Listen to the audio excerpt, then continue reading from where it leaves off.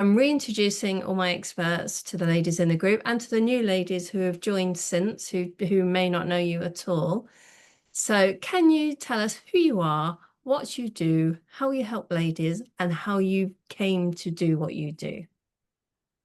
Okay, I think I can remember all those questions. Right, so I'm Andrea. I'm called Andrea Clare on social platforms, and I've just changed my title. I'm now called the Creative Pause Coach. So I help women understand and navigate the menopause and also to thrive in midlife. But the thing I do slightly differently is I use creativity to help women do that because I'm actually an artist. So I'm a menopause coach, but I like to throw in creativity as well. Definitely. And why do I do what I do? So about 10 to 15 years ago, I was going through perimenopause.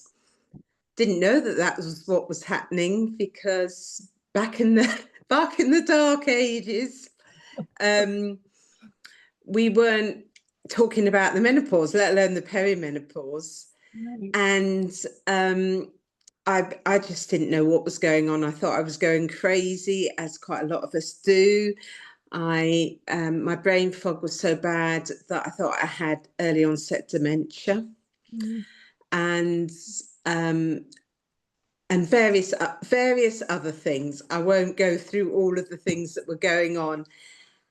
And I just had no idea. And like many women, I went to see the GP and I was medicated for depression. Mm.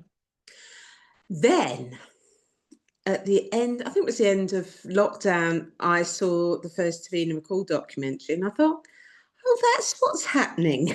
Ah, good old Davina. Thank goodness. Yeah, love Yeah. her or hate her, she's done a lot of good when it comes to the menopause. So, um, I mean, I then was on a mission to find out more about what was going on. And I actually went to the doctors and I spoke to the nurse and I demanded vaginal HRT because I was having so much difficulty when it came to smear tests. Anyway, as I say, I've just spent time educating myself, and I kept thinking I need to share this information with other women. And then in 2022, I discovered that I was good at art, that I could do pet portraits. I'd always been creative, but I've not got any formal qualification. So how did you discover all of a sudden that you were good at art? Well, I've done bits and bobs along the way, and I actually did. I've done a couple of art shows, where they have these big statues, but I still didn't believe that I was any good. I thought it was pure fluke that I was getting selected, and I also had it at the back of my mind, oh well, I'm not qualified.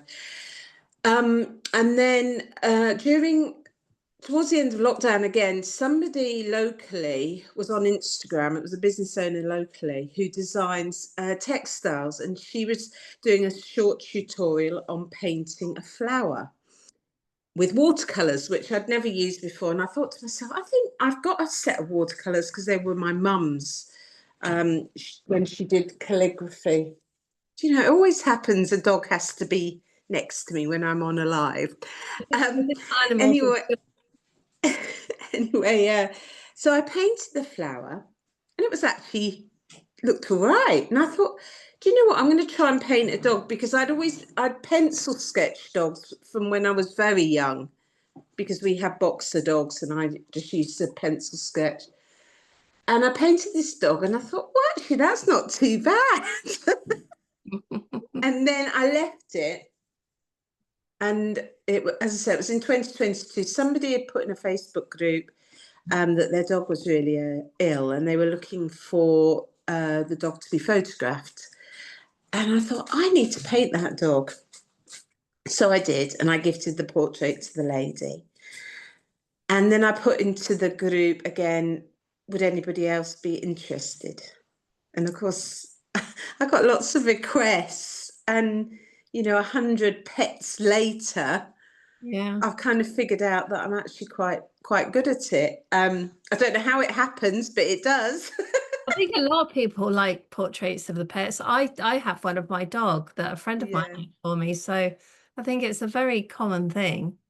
Yeah, And and also a lot of people like to have them as a remembrance for a dog or a pet that they've lost, or it makes a nice gift. yeah, Anyway, I realised that I wasn't going to make my fortune from being an artist, and I still wanted to help women with the menopause. So, working with a business coach, came up with the idea of combining the two together, because art has been used in a therapeutic setting, sorry, for decades. yeah, Um, and it's not about the quality of what you produce. It's about the process and the taking time out for you and just focusing on something other than the chaos that is your life. being in the present moment. Yeah, I mean, whenever I was involved with one of the art trails, I mean, I've actually done 4 of the art trails now, Oh, and it was just magical, just taking time out and, not thinking about all your stresses and worries and everything else that's going on in your life. And that's what, women do when they're working with me. It's what they deserve to do, to take time out for themselves. yeah, definitely. Yeah, Very so I think I common. answered all Like your questions there. did, yeah. How you came, you had a turbulent perimenopause. You researched it, learnt about it, thought I need to spread the word, which Yes, is everything we all want to do in this group. And then yes, you discovered you're an artist and you combine the two together, and that's how you help women. yes, that's exactly how I've got to where I am now. And I've been doing it alongside working part time.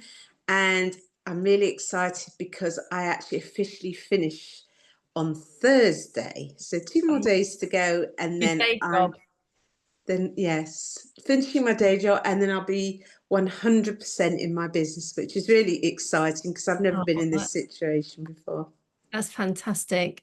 Mm. And quickly tell us what you've got here on your Zoom screen, Scottish Pause Summit. Yes, yeah, What that's not my name. Although it does tend to feel like it because I've written it so many times. So, um, as part of this mission that I'm on to help women, I decided at the end of last year. Well, I did a bit of research at the end of last year because I was conscious that we didn't have a big menopause event in Scotland. I know that there's a massive one down in London, and I thought we really could do with one in Scotland to just raise awareness and empower women with information so that they understand what's going on. So the Scottish Pause Summit is the result of that. Brilliant. It's a 1-day event. It's taking place in Glasgow on the 25th of October. And we've got a whole range of Scotland-based experts who are going to be helping all the women that come along. That's And amazing. it's a holistic approach, a bit like your approach to menopause, Joe. It's not just about going down the HRT route. It's about looking at all the options: gut health, proper exercise, eating the right food, mindset, um, understanding about hormones, and yeah, just as I say, just making women feel heard, empowered, and just enabling them to thrive, because it's not all doom and gloom, the Yeah. perimenopause. No.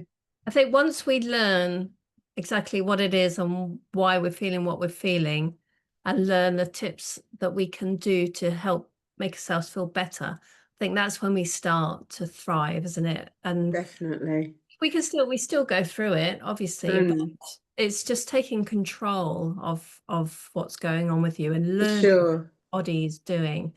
And that's what we're both you and I and all the experts are passionate about helping the Yeah, ladies take control of their menopause or the perimenopause.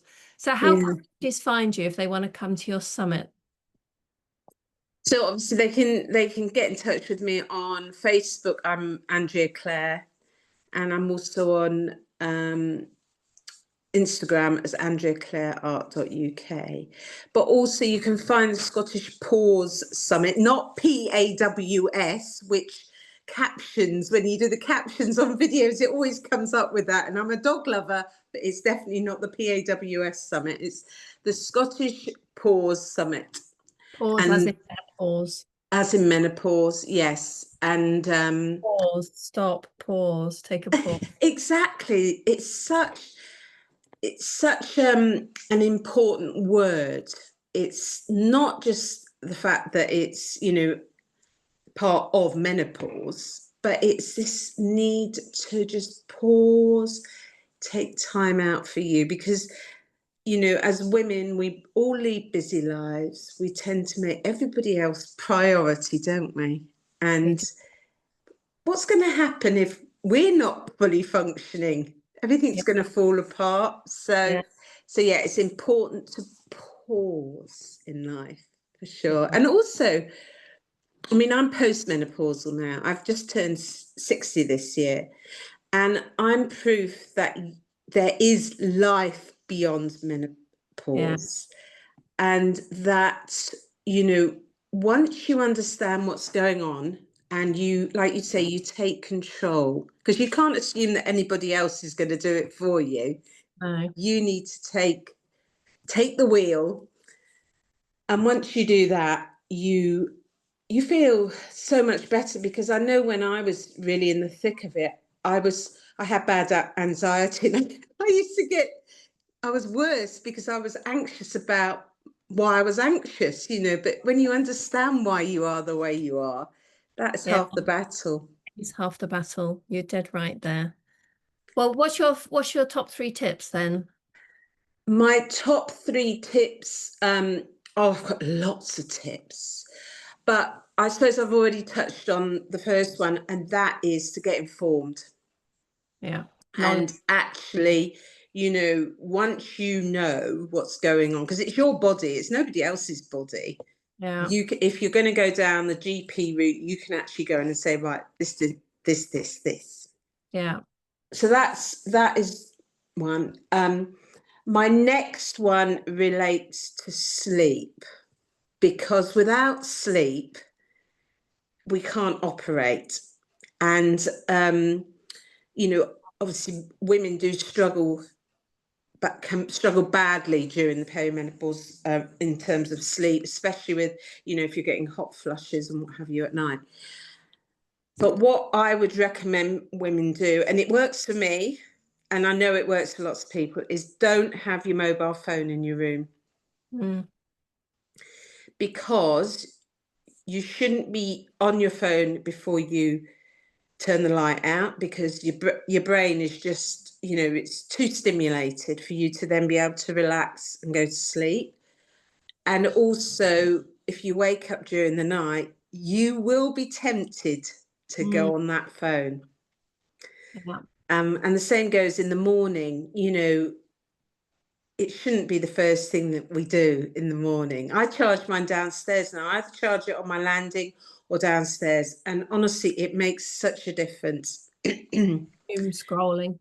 Yes. And also, sorry, these are all related to sleep. Don't have caffeine after 4 o'clock in the afternoon. So sleep hygiene is Yes. number Yeah, two. Very there's important. there's lots of things to do with sleep that you can employ. Um, and I know I don't always do this, but trying to go to bed at the same time every night and Yeah, wake up at the same time, even on the weekends, yeah. just so that your body gets into the habit. Um, but as I say, the phone thing is a big one. And then, um, in terms of exercise, I can testify to the fact that you lose muscle as you age, because I've noticed this year, I had a fall at the end of last year, which was again related to menopause because I'm not as stable because my muscle mass isn't as good as it used to be. But I've noticed how much muscle I've lost. And you obviously you still need to exercise, but if you can do strength training and resistance training, I'm not saying you've got to go down the gym and be, muscle man, but some form of weight bearing exercise. Obviously, yoga and Pilates are really good for you. Stretching is very good for you, not necessarily weight bearing, but it's really good for you. But yeah, so switch up your exercise routine, and I'm going to start getting back to doing more weight bearing exercise to try and get some muscles back because I hate not It's not having too muscles. late. It's not too late to start getting it Yeah. back now. You can What start building what's that term? Sarcopenia. sarcopenia. Yeah, you don't, and I think sometimes we, as human beings, we think, oh, it's never going to happen to me. It's not going to happen to me. No, it will. It will. It's like that with the menopause. Women in their 30s. Oh no, no, that's not going to happen to me. Or that's ages away.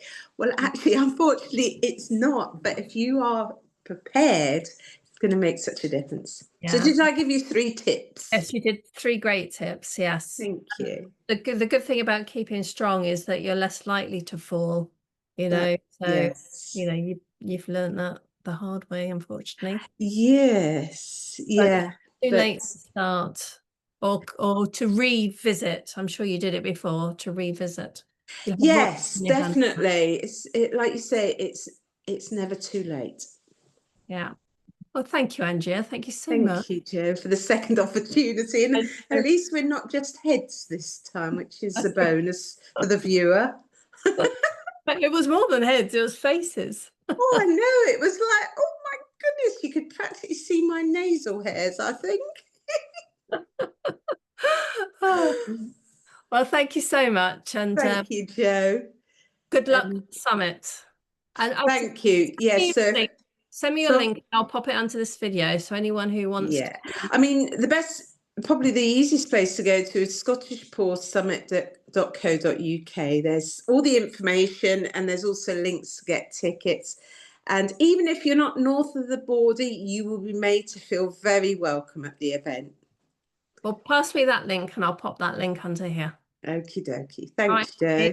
Take care. All right, then. Bye for now. Bye. Bye.